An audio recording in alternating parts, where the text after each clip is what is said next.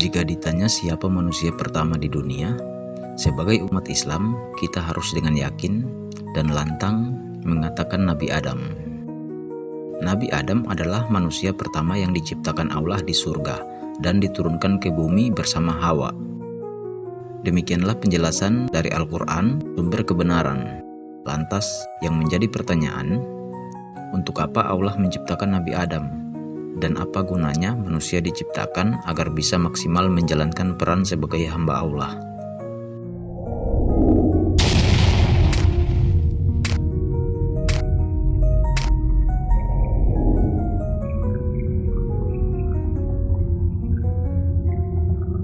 Bismillahirrahmanirrahim. Assalamualaikum warahmatullahi wabarakatuh. Alhamdulillahi wahdah, wassalatu wassalamu ala rasulillah. Sahabat channel Seiman yang dirahmati Allah. Pada video kali ini kita akan membahas tujuan Allah menciptakan manusia. Jauh sebelum diciptakannya manusia, Allah pernah berkata pada malaikatnya, "Aku hendak menjadikan khalifah di muka bumi." Mendengar pernyataan Allah itu, malaikat lantas mengatakan, "Mengapa engkau hendak menjadikan khalifah di bumi itu orang yang akan membuat kerusakan padanya dan menumpahkan darah? Sedangkan kami bertasbih, memujimu, dan menyucikan namamu." Allah kemudian menjawab, "Sungguh aku mengetahui apa yang kamu tidak ketahui." Percakapan Allah dan malaikat ini tercatat dalam Quran Surat Al-Baqarah ayat 30. Dari ayat tersebut, kita mengetahui jika malaikat mempertanyakan keputusan Allah. Lantas, kira-kira dari mana malaikat bisa tahu kalau makhluk penghuni bumi yang Allah ciptakan akan membuat kerusakan? Hal ini ternyata sudah dijawab oleh para ulama. Para ulama menafsirkan bahwa dahulu sebelum penciptaan manusia, Allah sudah menciptakan makhluk lain untuk menghuni bumi. Mereka adalah para jin. Namun jin tersebut membuat banyak kerusakan di muka bumi, hingga Allah memerintahkan malaikat untuk mengusir jin hingga ke pesisir. Sebagian ulama bahkan ada yang menafsirkan malaikat telah mendapat ilham mengenai apa yang terjadi di masa depan. Beberapa kemungkinan itulah yang membuat malaikat akhirnya berani mempertanyakan keputusan Tuhannya. Teman-teman, jika kita perhatikan lagi, di Quran Surat Al-Baqarah ayat 30 tersebut, Allah menyebutkan jika akan menciptakan seorang khalifah. Allah tidak mengatakan akan menciptakan manusia. Yang jadi pertanyaan, khalifah itu apa teman-teman? Khalifah bisa diartikan sebagai wakil Allah di bumi, juga pemimpin dan pemelihara bumi. Oleh sebab itu, seorang khalifah dapat dinilai telah menjalankan tugasnya dengan baik jika selama di bumi masih memiliki hubungan yang baik dengan Allah. Selain memiliki hubungan yang baik dengan Allah, juga tentunya memiliki hubungan yang baik dengan alam dan penghuni lainnya, guna menghadirkan suasana yang aman.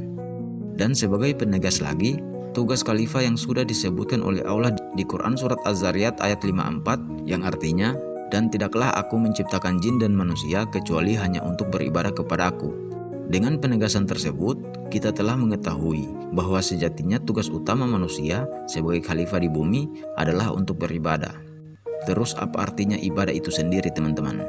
Untuk lebih jelas, kita simak penjelasan Quran Surat Al-An'am ayat 162 yang artinya, "Katakanlah, sesungguhnya solatku, ibadahku, hidupku, dan matiku hanya untuk Allah, Tuhan semesta alam."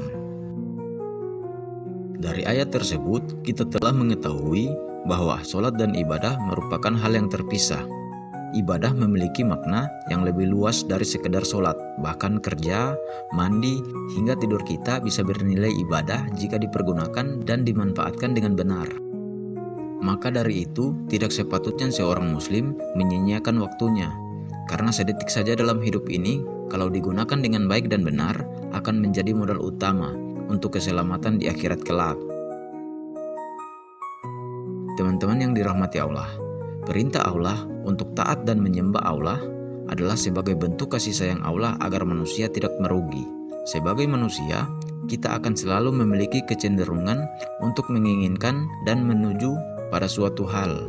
Dan ketika manusia terlalu mengejar perihal selain Allah sebagai patokan utama, keimanan dan keyakinan akan terkikis sedikit demi sedikit hingga bisa memudar bahkan hilang. Untuk itu, penting bagi kita agar bisa memahami dan mengingat apa peran dan tujuan kita di dunia ini. Manusia yang tidak tahu tujuan diciptakannya, maka hidupnya akan terombang-ambing dan tidak jelas arah kemana dia akan berjalan. Saya pernah mendengar seorang ustadz menyampaikan hal yang sangat bagus. Begini bunyinya, jangan menjadikan tools sebagai cita-cita utama. Tools ini adalah hal-hal seperti menjadi dokter, polisi, guru, dan lain-lain. Kenapa jangan menjadikan tools sebagai cita-cita utama? Karena kita akan lebih mudah down dan depresi jika gagal mencapainya. Seharusnya tools tersebut hanyalah alat untuk mencapai tujuan dan cita-cita utama sebagai seorang manusia, yaitu menjadi khalifah terbaik di mata Allah. Ada banyak cara untuk menjadi khalifah di muka bumi ini. Banyak tools yang bisa mengantarkan kita untuk bisa menjadi khalifah yang sukses di mata Allah, entah itu dosen, dokter, maupun pengusaha. Sehingga walaupun kita gagal pada satu tools, masih ada ribuan tools lainnya yang bisa kita gunakan untuk menjadi khalifah di muka bumi ini. Untuk itu, seharusnya seorang muslim yang baik adalah yang memanfaatkan waktunya sebaik-baiknya dan menjalankan apa yang dilakukannya sekarang dengan sebaik-baiknya guna menjadi orang yang bermanfaat. Selama kita berada di dunia ini, Allah tidak akan membiarkan kita begitu saja untuk berjuang sendirian. Allah memfasilitasi kita dengan banyak hal. Allah memberikan bantuan hidup melalui Al-Quran, dan Allah memberikan kita seorang Rasul untuk memberi contoh menjalani kerasnya hidup di dunia, yaitu Rasulullah SAW. Makanya kita juga harus mempelajari bagaimana cara perjuangan dan kehidupan Rasul kita. Selain Al-Quran dan Rasul, Allah juga memberikan tumbuhan, udara, air, juga tanah untuk dimanfaatkan sebaik-baiknya. Demikianlah tujuan Allah menciptakan manusia. Sekian video kali ini, semoga bermanfaat dan bisa menjadikan kita pribadi yang lebih baik lagi. Insya Allah kita bisa terus istiqomah dalam belajar. Sampai jumpa di video selanjutnya. Subhanallah wa bihamdi, subhanakallahumma wa bihamdika, asyhadu an la ilaha illa anta, astaghfiruka wa atubu ilaih. Assalamualaikum warahmatullahi wabarakatuh.